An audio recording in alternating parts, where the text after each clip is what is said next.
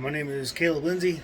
Today's date is August 9th, 2025, and this is going to be my week 2 submission for FTE 211. This is the advanced, or the 1911 Advanced Armorers class.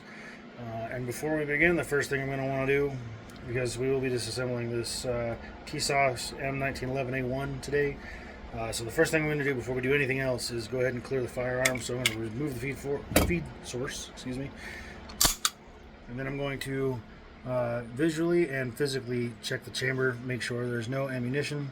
There's not, so this thing is safe. So our first number was 27, which is going to be like the main spring. Let me go back to the gun part list. 27, main spring housing pin retainer. Okay, so that's going to be, there we go. Sorry, got left in there. Okay, so that is this guy right here, and basically it's just going to be trapping the housing in, like, on the frame. Okay, so this pin, where did I put it? So there's a pin that goes along the bottom right here.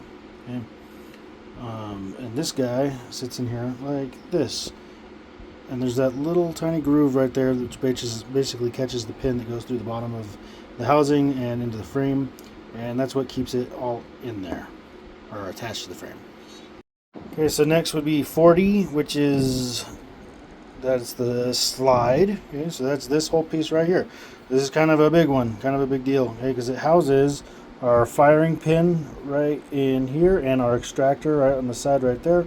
It also has these grooves in the top of the slide, which is what allows the barrel to lock in, or complete locking. So I guess in the cycle of operations, this thing kind of does a lot. It's going to be just because of what it's housing, and I mean, you've got I guess, like, you've got feeding, chambering,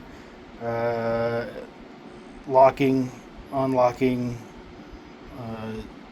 the extractors in there. So I guess I could kind of say indirectly on extracting and indirectly in ejecting, because the ejector is actually on the frame. I didn't take that off today, but this is what's guiding everything.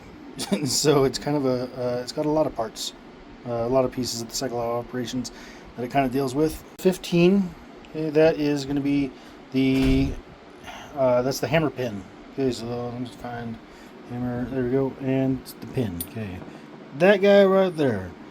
I guess in the cycle of operations, I guess it would be like indirect kind of thing with firing. That's about it. Okay, it doesn't actually do anything directly with the fire or the cycle of operations.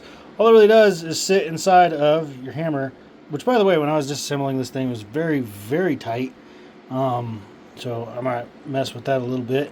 So it sits inside of the hammer and inside of that hole right there, and it just creates a pivot point for the hammer to strike the firing pin.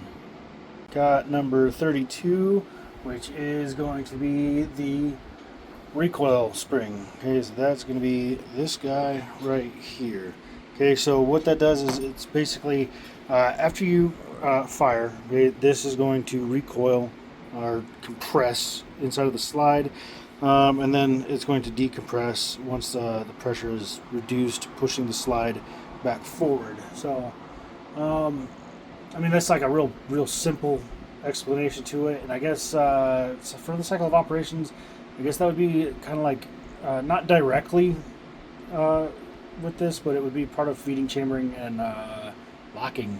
Yeah, but it's not like a direct part of the cycle of operations.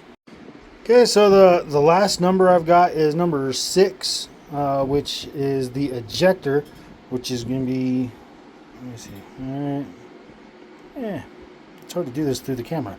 This guy right here on the frame. Okay, so this, I actually think this might be the first one that actually directly is involved in the cycle of operation, and it does exactly what the name says. It ejects. Okay, so the spent cartridge or casing is going to slide back. It's going to be pulled out by the extractor and pulled back further until it runs into this guy right here. and that is going to hit the side of the rear of the casing and fling it out the ejection port. That's all it does. Yeah. All right, so next I'm going to go ahead and put this thing back together.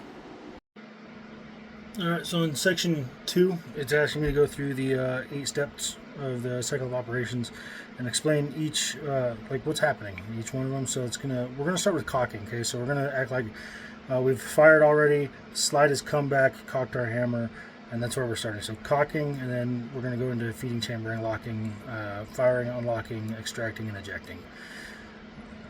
So with this, as it's cocked, right? Slide came back. Now the tension on the recoil spring is going to slide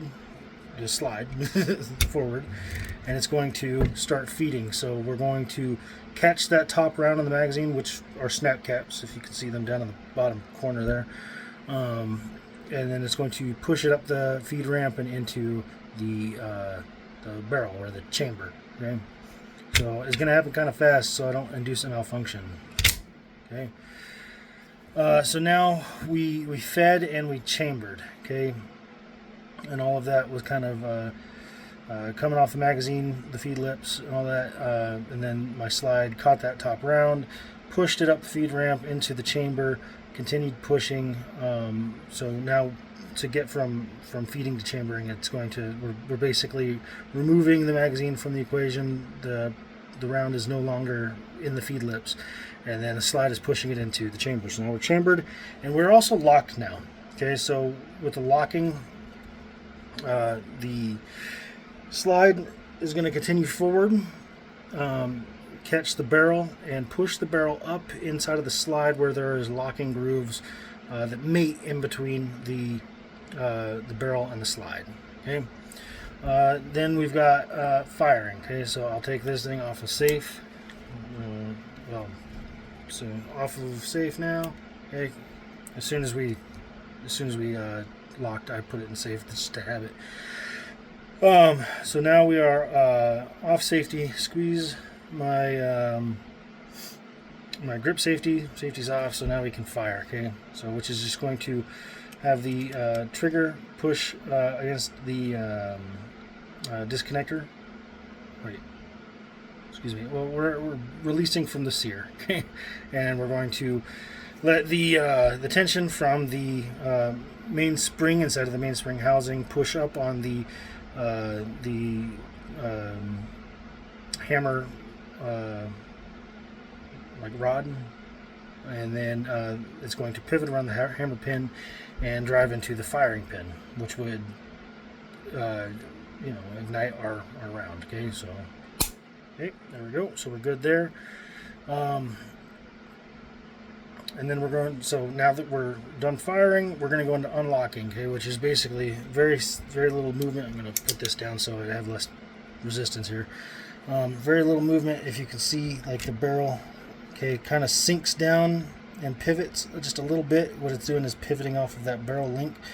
And now our extractor is grabbing the back end or the rim of that cartridge. Okay, so I'm going to do this kind of fast too, because earlier I tried this and I ended up inducing basically a double feed because it got caught. I was going so slow. So I'm going to pull back, and it's going to. What's going to happen is the extractor is pulling the spent cartridge back. Okay. And as the slide is moving backwards, it's cocking, and it's also going to start the ejection process. Okay, so our ejector is attached to the frame. It's going to hit the left side of the spent cartridge and push it out of our ejection port. Okay, so this is what it looks like. Okay, now I'm going to lock that. So now we're back to where we started. Okay, so what would happen is just start the process all over again.